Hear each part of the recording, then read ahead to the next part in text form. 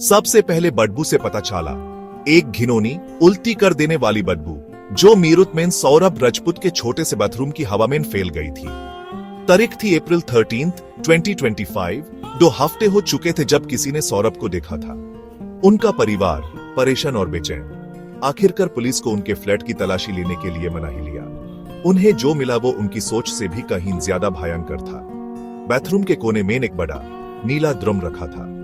वो बहुत भारी था, सीमेंट और रेत से भरा हुआ। जैसे ही पुलिस ने उसकी सख्त सतह को तोड़ा, एक भयंकर खोज सामने आई। शरीर के टुकड़े काट कर कंक्रीट में छुपाए गए। यह सौरभ था।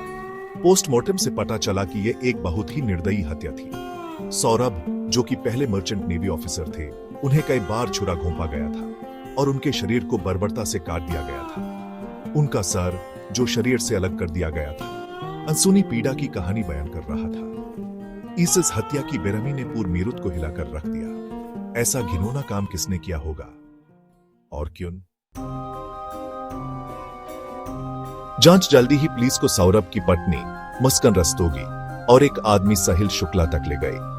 मस्कन और साहिल बचपन के दोस्त का प्यार 2019 में फिर से जाग उठा था, जब मस्कन की शादी सौरभ से हो चुकी थी। उनका प्यार झूठ और मैनिपुलेशन से भरा हुआ जल्दी ही जानलेवा साबित होने वाला था।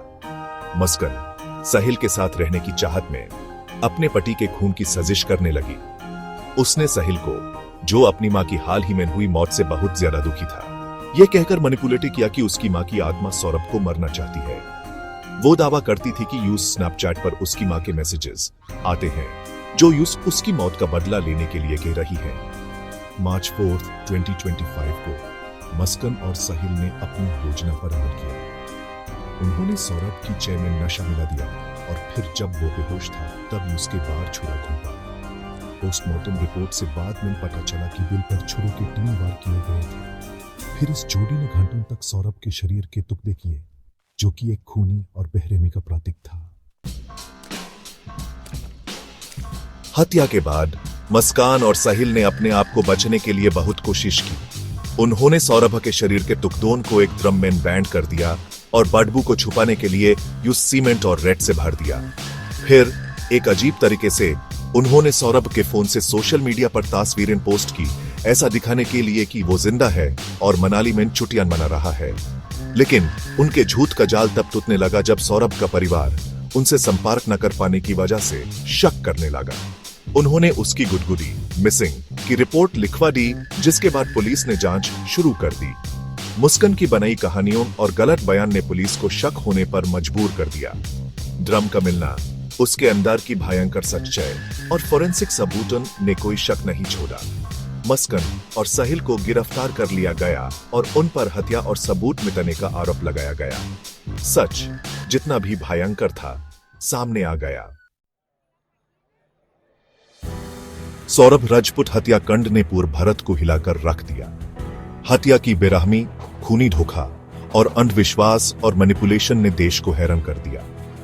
सौरभ का परिवार टूट चुका और दिल टूटा हुआ अपने बेटे के लिए इंसाफ की मांग कर रहा था।